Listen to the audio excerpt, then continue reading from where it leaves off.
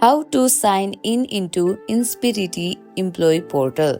Hello everyone, welcome back to our channel. Today in this quick tutorial, I'll guide you through the step on how to sign in into Inspirity Employee Portal. Inspirity is a leading HR and business performance solution provider. Let's sign in into Inspirity Employee Portal. First of all, open your preferred web browser on your computer or mobile device. In the address bar, type in inspirity.com and press enter. Click on the login button at the right side of your screen. Then click on the employment screening from the pop-up. On the login page, enter your username in the first field. Then enter your Inspirity password in the second field. Enter the OTP sent by the company to your phone or the email. After entering your credentials and OTP, click on the login button.